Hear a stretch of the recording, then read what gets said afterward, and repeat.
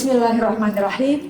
Assalamualaikum warahmatullahi wabarakatuh. Alhamdulillah. Alhamdulillahilladzi ja'ala Ramadhana syahrun mubarakah. Wassalatu wassalamu ala sayyidina Muhammadin wa ala alihi wa sahbihi ajma'in wa ba'du. Puji syukur kehadirat Allah Azza wa Jalla.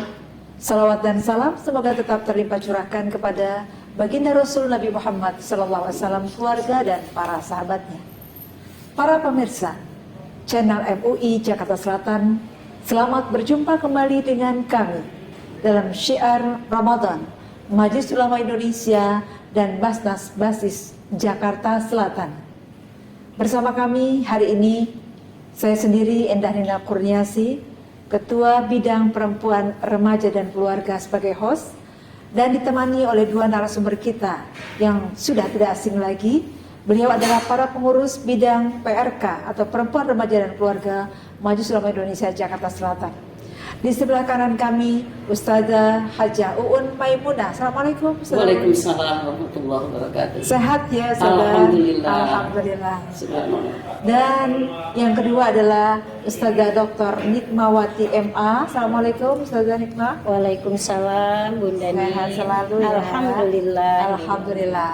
Para pemirsa yang kami muliakan dimanapun Anda berada, kali ini kita akan membahas satu tema yang cukup unik dan menarik, yaitu aktivitas perempuan di bulan Ramadan. Kalau kita membaca sebuah buku dari Profesor Dr. Van Ander yang mengatakan bahwa yang paling harus bersyukur dengan hadirnya Islam adalah kaum perempuan. Kalau kita berbicara mengenai perempuan dan di dalam ajaran Islam, kita tidak pernah menemukan di dalam ajaran Islam yang diskriminatif terhadap perempuan. Bahkan seorang profesor non-muslim, ahli sejarah Profesor Dr. Van Ander, beliau mengatakan, sebenarnya yang harusnya paling bersyukur dengan hadirnya Islam adalah kaum perempuan. Kenapa? Beliau membandingkan, ya Ustazah Uun dan Ustazah Wati, beliau membandingkan dulu sebelum Islam datang, perempuan itu dianggap sebagai separuh iblis dan laki-laki itu adalah separuh dewa. Lalu turunlah Islam dengan tegas mendeklar bahwa perempuan dan laki-laki mempunyai kedudukan yang sama. Sama dalam hal kedudukannya sebagai khalifatullah. Inni ja'ilun fil ardi khalifah. Sama dalam kedudukannya sebagai seorang hamba. Wa ma khalaqtul jinna wal insa illa liya'budun. Jadi memang kita sebagai perempuan di dalam Islam ini sangat amat dimuliakan. Oleh karenanya, hari ini kita akan berbincang-bincang mengenai bagaimana sih peran kaum perempuan, khususnya di dalam rumah tangganya, ketika bulan Ramadan ini dia mempunyai satu terobosan. Bagaimana aktivitas dia itu menjadikan dia, keluarganya, anak-anaknya, dan lingkungannya menjadi terberkahi. Mungkin apa ada kiat-kiatnya, Ustazah Uun, silakan. Ya. Betul Bu Nina, seperti apa yang Bu Nina katakan, bahwa perempuan itu dulu tidak ada harganya. Itu kalau di dalam salah satu ayat Al-Quran itu dinyatakan bahwa idza busyira ahaduhum bil unta dhalla wajhuhu muswadda wa huwa kadhib yatawarru minal qaum ayumsiku lahum am yabusu fit turab ala sama yakubun. Apabila seorang suami atau seorang laki-laki diberitakan tentang kehadiran kelahiran anaknya yang perempuan, maka merah dia punya muka karena merasa malu, merasa marah punya anak perempuan. Itu di dunia Arab. Tapi di dunia Barat seperti apa yang dikatakan oleh Bu Nina, mereka sampai membuat satu semboyan, the woman is the gate of the devil and the organ of the devil. Perempuan itu dikatakan pintu setan dan perkakas setan. Ini sangat menyakitkan. Nah, sebetulnya perempuan itu dengan adanya semboyan yang seperti itu, maka roboh tiang dan sendinya dengan turunnya daripada hadis Nabi. An-nisa'u imadul bilad in soluhat fasoluhat wa in fasadat fa fasadat. Wanita itu atau perempuan itu adalah tiang negara. Jika perempuannya baik, maka baiklah itu negara. Jika perempuannya rusak, rusaklah itu negara. Dan negara itu terdiri daripada masyarakat. Masyarakat itu terdiri dari rumah tangga. Jadi apabila rumah tangga perempuannya baik, maka insya Allah negara akan menjadi baik. Itu Bu Nina. Masya Allah, ini korelasinya dengan sebuah makalah ulama atau hadis Nabi yang mengatakan al-ummu madrasatun. Idza adataha adata syaban taibal a'ra. Kan begitu Kak Nikmawati. Iya. Jadi perempuan itu adalah merupakan pendidik yang pertama dan utama di dalam keluarga. Kalau satu generasi itu bisa mempunyai satu perempuan yang baik, maka sebenarnya dia sudah mendidik satu generasi dengan baik.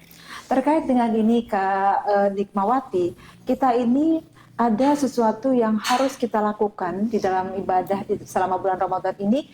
Kira-kira apakah yang bisa dilakukan oleh seorang perempuan ketika dia beribadah di bulan Ramadan ini yang bisa meningkatkan kualitas dirinya, keluarga dan lingkungannya? Mungkin Kak Wati bisa menjelaskan. Baik, Bunda Nin, merujuk daripada pembicaraan Ustazah Uun dan tadi apa yang dikatakan oleh Bunda Nin bahwa wanita itu sudah diangkat derajatnya oleh Allah dan juga oleh Rasulullah SAW. Dikatakan wanita itu menjadi tiang negara. Bagaimana seorang ibu bisa dikatakan dia sebagai pendidik pertama. Nah, kalau sudah diangkat seperti itu, bagaimana kita jangan sampai menjatuhkan diri kita sebagai perempuan ketika kita beraktivitas begitu.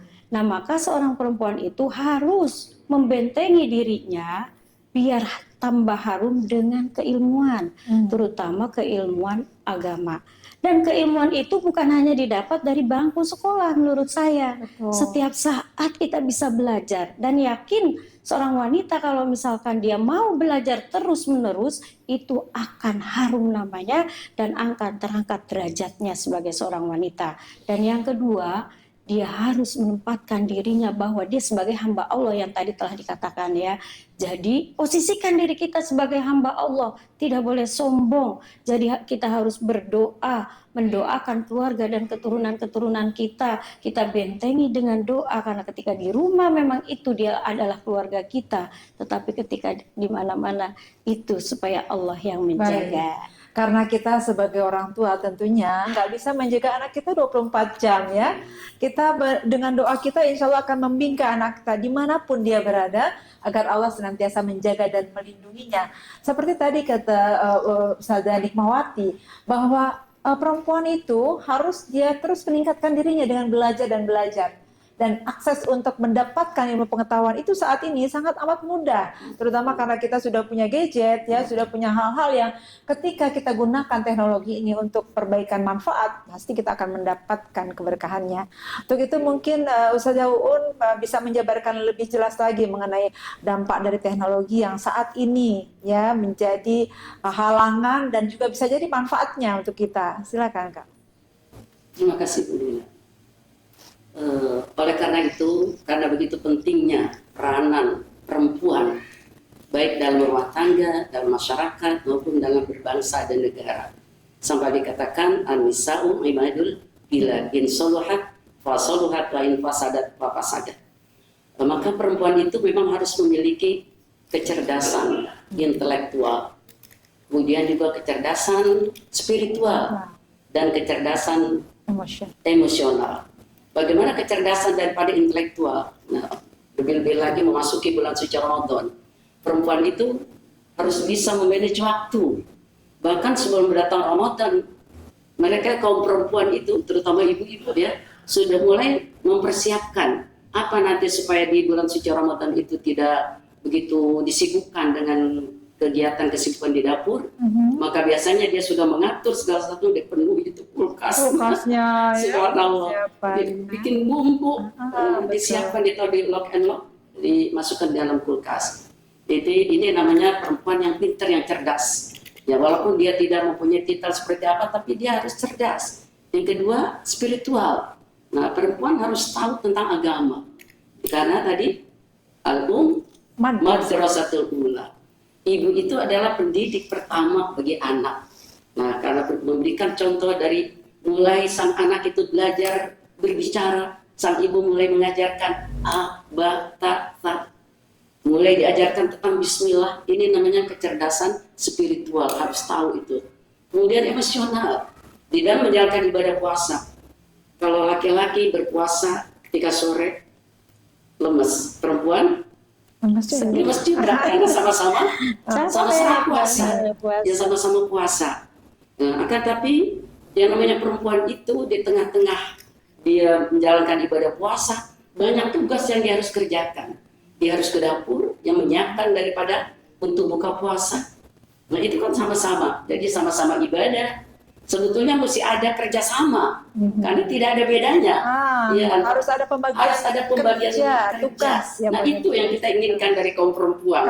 Harus ada pengertian dari kaum laki-laki. Baik. Sebab tadi wal mu'minat ba'duhum awliya ba'd. Mukmin laki, mukmin perempuan sebagian harus saling mengisi, maksudnya di situ saling menolong, saling membantu. Baik. Gitu. Jadi sebenarnya dalam Islam itu tidak ada satu pengkotakan ya.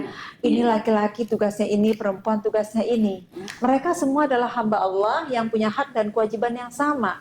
Terkait dengan ini, Ustazah Nikmawati ya, bagaimana kita mensiasati agar perempuan itu tetap dalam koridornya?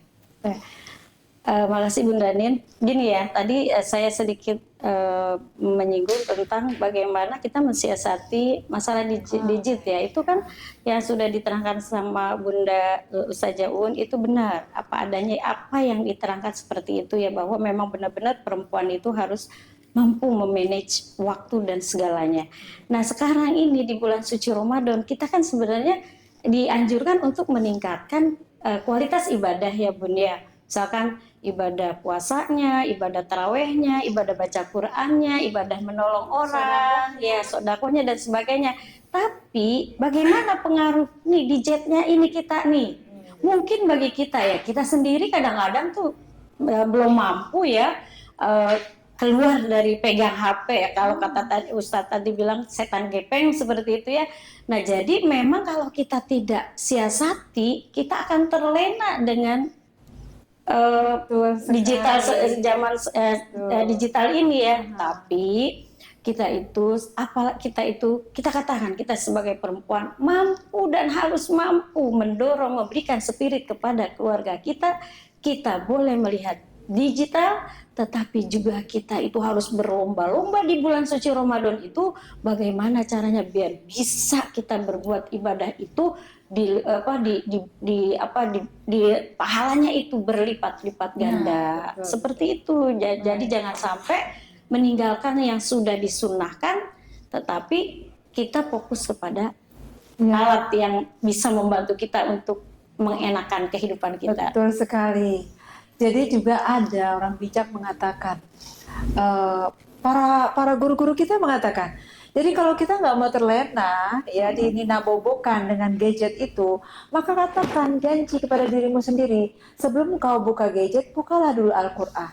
Dan ini harus menjadi habit, karena gadget itu luar biasa ini setan gepeng ini ya. Begitu udah dibuka, yang mau dilihat satu, ternyata yang dilihat itu grupnya udah banyak ya.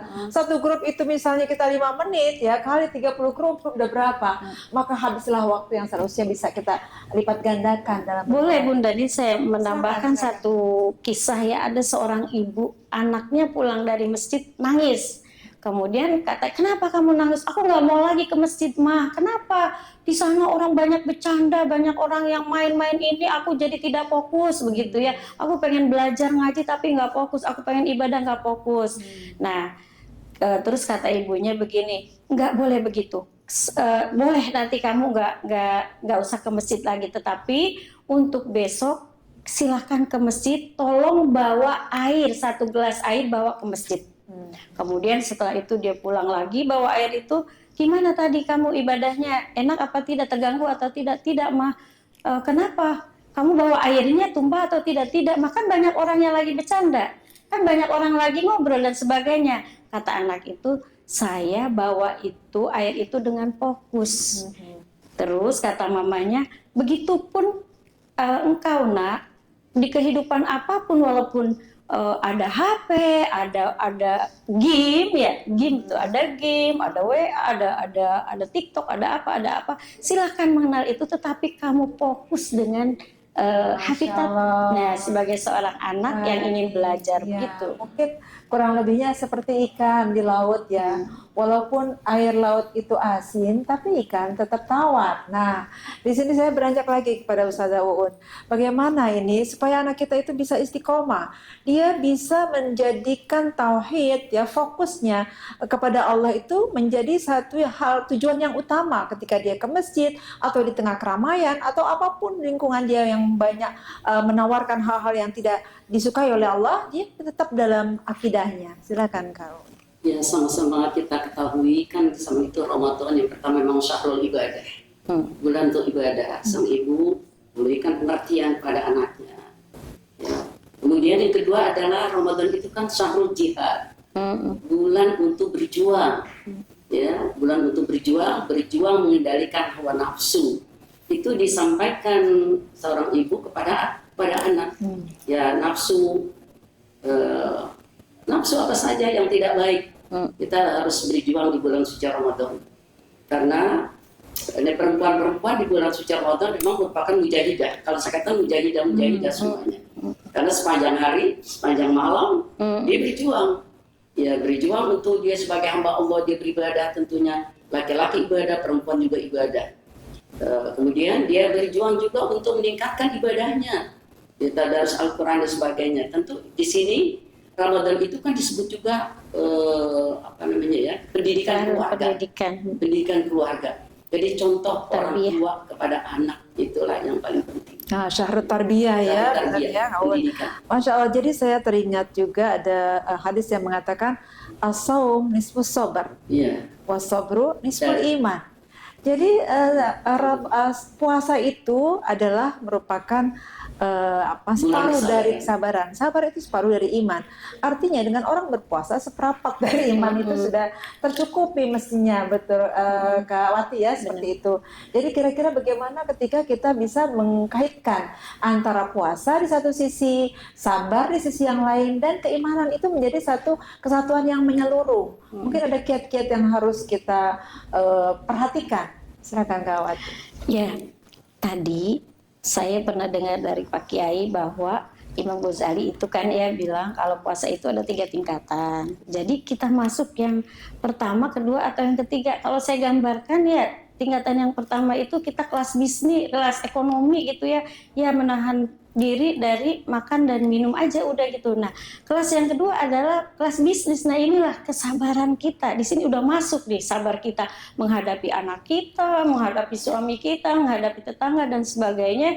Nah, itu bisa berkaitan. Kemudian mudah-mudahan kita menjadi kelas-kelas yang eksekutif ya. Jadi puasa kita itu udah menahan diri dari makan dan minum, kemudian kita sabar dengan segala sesuatu ujian yang kita terima.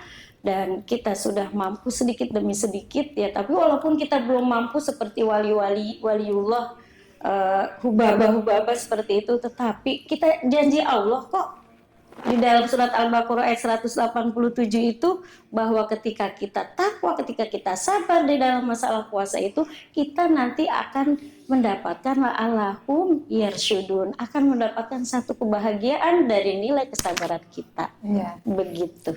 Jadi segala sesuatu yang kita lakukan tidak pernah sia-sia di mata Allah. Sekecil apapun kebaikan yang kita lakukan akan kembali kepada kita, dan sekecil apapun kejelekan yang kita lakukan juga akan kembali kepada kita. Jadi warna apa yang ingin kita tentukan terlabeli kepada pribadi kita adalah tergantung dari mana kita mengambil sikap dan bersikap terhadap apapun secara internal maupun eksternal.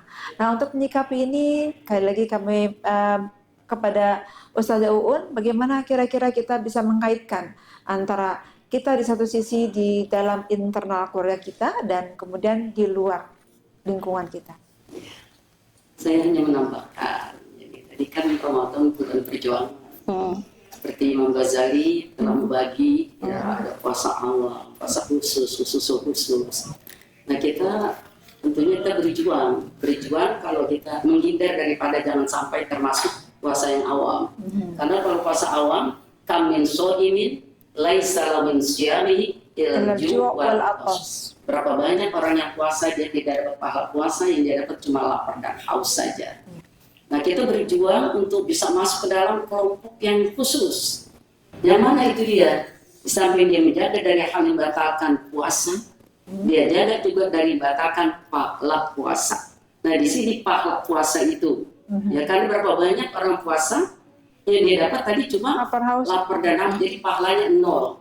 Nah, harus ada niat, perjuangan, ya, kesabaran untuk bisa mencapai itu semua. Ya.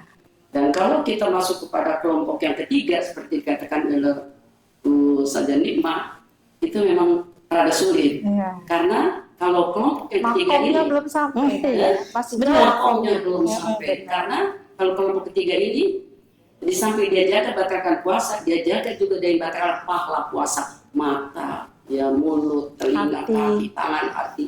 Dia juga hatinya tidak terpaut kepada dunia. Nah, tidak terpaut. Bagaimana kita pagi-pagi aja udah mikirkan buat apa tadi nanti ya, buat buka puasa, buat nyawa makan apa ya. Kita masih terpaut dengan dunia. Pak, ini mungkin saya sedikit mengaitkan begini. Sebenarnya kan Allah memerintahkan puasa untuk sesuatu yang dilarang. Maksud dilarang gini, biasanya kalau perintah kan kerjakan ya, perintah sholat, kerjain sholat. Ini perintah puasa berarti melarang sesuatu yang tadinya halal menjadi haram. Melarang makan, melarang minum, itu wajib hukumnya. Jadi di satu sisi mungkin ada orang-orang yang merasa terbebani dengan ini. Seperti kalau ibaratnya ada mahasiswa disuruh bikin makalah. Ya, makalahnya itu 8 lembar. Bagi mahasiswa, ini kok ini sih repot banget gitu ya. Padahal sebenarnya bikin makalah itu bukan untuk dosen, justru untuk dia sendiri. Begitu juga puasa, ketika kita memenuhi perintah Allah dengan berpuasa, sebenarnya feedbacknya adalah untuk kebaikan kita, kesehatan kita, kebahagiaan dan ketenangan. Benar. Karena Allah yang menciptakan kita, maka dia paling tahu bagaimana syariat kita harus beribadah. Silakan Kawati sebagai closing statement-nya. Jadi membiasakan diri kita sebagai seorang ibu rumah tangga di dalam bulan suci Ramadan, terutama ibu-ibu muda nih ya Bun ya, bahwa ibadah Ramadan itu terutama puasa adalah ibadah yang memang khusus untuk Allah yang menilai ya. Maka ketika seorang ibu memberikan gambaran kepada anak-anaknya agar mau berpuasa, ya dia memberikan satu. Apakah anak itu masuk atau tidak dengan pendidikan yang dia terapkan. Kemudian seorang ibu muda itu karena anaknya banyak ngegelerot gitu ya, ngelahirin melulu, dikasih sebuah itu kertas dan pensil, kemudian disuruh menggambar oleh orang tuanya. Kemudian setelah itu hasilnya diambil, si ibu itu bilang, nah, kenapa kamu gambar orang yang sedang puasa ini, orang yang ibadah ini tidur, gitu ya. Ini bercerita tentang puasa ya sebagai closing. Nah, kemudian kata anaknya kan tidur juga ibadah, gitu ya. Jadi ketika dia menggambar itu anak dari 6 anak itu, yang satu lagi sujud, yang satu lagi baca Al-Quran, yang satu lagi nulis, dia tiduran, gitu ya. Nah, ini berarti seorang ibu itu sudah mampu memasukkan nilai-nilai ibadah Ramadan kepada anak-anaknya. Semoga kita termasuk orang-orang yang sedikit-sedikit menjadi nenek atau ibu yang bisa dibanggakan oleh anak cucu kita sebagai wanita PRK MUI Jakarta Selatan. Silakan Bu Tani. Kau mungkin ada closing statement? Atau cukup? Cukup. Baik. Alhamdulillah para pemirsa channel MUI Jakarta Selatan dimanapun Anda berada. Demikianlah perbincangan kami dari bidang perempuan, remaja dan keluarga Majelis Ulama Indonesia Jakarta Selatan. Intinya bahwa marilah kita bersyukur diciptakan sebagai seorang perempuan karena Allah pilih sebagai hambanya yang luar biasa, diistimewakan perempuan ini di dalam Islam begitu dimuliakan. Mudah-mudahan kita semua senantiasa menjadi wanita atau perempuan-perempuan yang mulia karena memuliakan ajaran Islam, memuliakan syariat Islam, dan insya Allah mulia di dunia, juga mulia di akhirat, bersama dengan keluarga dan teman-teman yang kita cintai, bertemu kembali di dalam surganya Allah Subhanahu wa ta'ala. Amin ya Allah ya mujibas sa'ilin. Akhir kata kami undur diri. Wassalamualaikum warahmatullahi wabarakatuh. Waalaikumsalam warahmatullahi wabarakatuh.